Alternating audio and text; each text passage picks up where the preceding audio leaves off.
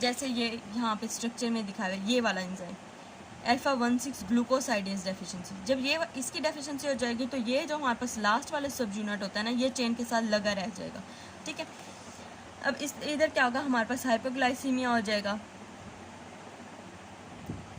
ठीक है, और एबनॉर्मल ग्लाइकोजन स्ट्रक्चर हो जाएगा, क्योंकि नॉर्मल तो ये होगा ना कि हमारे पास डिग्रेडेशन में जो भी ब्रांचिंग पे भी लगे हुए ग्लूकोज हैं वो डिग्रेड होती है तो वो उतर जाते हैं, लेकिन इधर नहीं उतरेंगे। क्या होगा, 4 और 1 हमारे पास क्या रह जाएंगे, ग्लूकोज रेजिड्यूज उस ग्लाइकोजन की चेन के ऊपर रह जाएंगे। अब ये नेक्स्ट डिजीज़ हमें दिखाई हुई है टाइप 1A और type 1B glycogen storage disease. Type 1A क्या है, उसमें ग्लूकोज 6 फॉस्फेटेज डेफिशिएंसी हो जाएगी। ग्लूकोज 6 फॉस्फेटेज कौन सा होता है, जो एंडोप्लाज्मिक रेटिकुलम के अंदर होता है। ठीक है, और ग्लूकोज 6 फॉस्फेट को ग्लूकोज में चेंज कर रहा होता है। ठीक है, वो वाला एंजाइम है, उसकी डेफिशिएंसी हो जाएगी। और दूसरा है ग्लूकोज 6 फॉस्फेट ट्रांसल्यूकेज, जो कि हमारे पास जैसे लीवर होता है, लीवर की साइटोसोल में हो रहा होता है डिग्रेडेशन का प्रोसेस, तो साइटोसोल से जब हम एंडोप्लाज्मिक रेटिकुलम के अंदर आते हैं तो ये वाला एंजाइम यूज होता है, ग्लूकोज 6 फॉस्फेट ट्रांसल्यूकेज। अब क्या होगा, इसमें हमारे पास लीवर इफेक्ट होगा, किडनी इफेक्ट हो जाएगी। ठीक है, और हमारे पास क्योंकि फिर हाइपोग्लाइसीमिया हो जाएगा।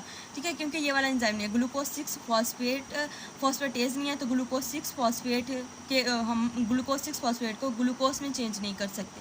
ठीक है, इसलिए हाइपोग्लाइसीमिया हो जाएगा और हमारे पास फैटी लिवर, रीनोमेगैली और प्रोग्रेसिव रीनल डिजीज़ होना शुरू हो जाएंगे। अब ये वाला पॉइंट जो है, ये वाला पॉइंट बताती हूँ। अब इसमें क्या होगा कि ये हमारे पास जैसे ग्लाइकोजिन है, ग्लाइकोजिन हमारे पास चेंज हो गया है ग्लाइकोजिन 6 फॉस्फेट में, लेकिन अब इस ग्लाइकोजिन 6 फॉस्फेट से हमने क्या बनाना है, ग्लूकोज बनाना। तो एंजाइम जो यूज होता है वो होता है ग्लूकोज 6 फॉस्फेटेज एंजाइम। अब जो हमने ये वाली डेफिशिएंसी लास्ट पढ़ी थी, इसमें क्या था कि हमारे पास ये ग्लूकोज 6 फॉस्फेटेज नहीं था। ठीक है, जब ये नहीं होगा तो हमारे पास जो ग्लूकोज 6 फॉस्फेट है ये ग्लूकोज में नहीं चेंज हो पाएगी, तो हाइपोग्लाइसीमिया हो जाएगा। ठीक है, यहाँ से हमने देख लिया कि इसके सिम्टम में क्या आ गया, हाइपोग्लाइसीमिया, मतलब ब्लड हमारे पास ग्लूकोज कम हो जाएगी। फिर ये तो हमारे पास ज़्यादा हो जाएंगे क्योंकि ग्लाइकोजन की डिग्रेडेशन तो हो रही है ना, तो ये क्या चला जाएगा, ग्लूकोज 6 फॉस्फेट आगे बना लेता है, ग्लूकोज 6 फॉस्फेट की मतलब ग्लाइकोलाइसिस में चला जाएगा और वहाँ पे ग्लाइकोलाइसिस में ये पायरुवेट बना लेता है। अब जब ये बहुत ज़्यादा है तो पायरुवेट भी बहुत ज़्यादा बनेगा, पायरुवेट बहुत ज़्यादा बनेगा तो ये आगे साइकिल में चला जाता है, जो एसिटाइल को ए साइकिल है, और चला जाता है हमारे पास लैक्टेट बनाने में बाय लैक्टेट डिहाइड्रोजिनेज एंजाइम। अब लैक्टेट भी ज़्यादा हो गया तो इसकी वजह से हमारे पास क्या होगा, लैक्टिक एसिडीमिया हो गया। ठीक, अब एसिटाइल को ए हमारी बॉडी में बहुत ज़्यादा, एसिटाइल को ए के हमने और पढ़ा था कि और यहाँ अगर एसिटाइल को ए हमारी बॉडी में बहुत ज़्यादा हो जाते हैं तो कहाँ कहाँ जाता है, ये हमारे पास फैटी एसिड प्लस ग्लिसरॉल मतलब टैग्स बनाने में जाता है। ठीक है, जब हमारी बॉडी में टैग्स ज़्यादा हो जाएंगे तो क्या हो जाएगा, हाइपर लिपिडीमिया। तो हाइपर लिपिडीमिया भी पढ़ लिया। अब आ जाते हैं ये एक और ग्लूकोज जो 6 फॉस्फेट होता है ना, इससे और भी बनता है कुछ, वो होता है राइबोज 5 फॉस्फेट। अब ये राइबोज 5 फॉस्फेट है ना, ये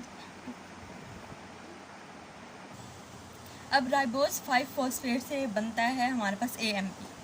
ठीक है, अब AMP को हमारे ATP में चेंज होने के लिए फॉस्फेट की ज़रूरत है, लेकिन फॉस्फेट तो ग्लूकोज 6 फॉस्फेट के फॉर्म में ट्रैप हो जाते हैं। ठीक है, जब ये हमारे पास फॉस्फेट ट्रैप हो गया तो जो AMP है ये ATP तो नहीं बना सकता। ठीक है, ATP नहीं बना सकता तो ये हमारे पास एक और जेंथीन बनाता है। ठीक है, जेंथीन से आगे चलता है यूरिक एसिड बनता है जेंथीन से। ठीक है, यूरिक एसिड बन गया और अब क्या हो जाएगा, हाइपर यूरिसीमिया हो जाएगा। अब हमने क्या पढ़ लिया कि जब हमारे पास ये ग्लूकोज 6 फॉस्फेटेज की डेफिशिएंसी हो जाती है तो बॉडी में ग्लूकोज कम हो गई तो हाइपोग्लाइसीमिया। ठीक है, एक ये हो गया, एक हमारे पास लैक्टिक एसिडीमिया हो गया, एक हाइपर लिपिडीमिया हो गया, हाइपर यूरिसीमिया हो गया। ठीक है, इधर पढ़ लेते हैं एक बार बुक से। बुक में भी ये लिखा है लैक्टिक एसिडीमिया हो गया, हाइपर लिपिडीमिया हो गया और हाइपर यूरिसीमिया हो गया। ठीक है, इंक्रीज हमारे पास ग्लाइकोजन स्टोर्स। और इन्होंने ट्रीटमेंट में ये बताया हुआ है कि हम लोग क्या nocturnal gastric infusion of glucose ले लेते हैं। अब जब हमारे पास ग्लाइकोजन स्टोरेज डिजीज़ होती है तो मतलब अगर हमने खाना खाया, ठीक है, खाना खाने के बाद जो हमारे पास क्या होता है तब पीरियड, उसमें क्या होता था, हमारे पास ग्लाइकोजन ही टूटती थी, ठीक है। ग्लाइकोजन टूट के हमें क्या मिल रहा होता था, ग्लूकोज मिल रहा होता था। लेकिन अब जब हमारे पास ग्लाइकोजन स्टोरेज डिजीज़ होती है तो ग्लाइकोजन तो ज़्यादा हो जाता है, लेकिन ग्लाइकोजन एंजाइम की डेफिशिएंसी वगैरह से मतलब ग्लूकोज नहीं बना सकता, तो हमें क्या होता है, बार बार खाना खाना पड़ता है, ठीक है। जिसकी वजह से हम ये तो नहीं, क्योंकि ब्लड में ग्लूकोज का लेवल तो नॉर्मल रखना होता है ना बहुत सारी एक्टिविटीज़ करने के लिए, तो इसलिए क्या होता है, ग्लाइकोजन तो जब टूट के हमारे पास ग्लूकोज नहीं बना रही तो हमें क्या होता है, ग्लाइकोजन स्टोरेज डिजीज़ में बार बार खाना खाना पड़ता है, ठीक है। बस, थैंक यू सो मच।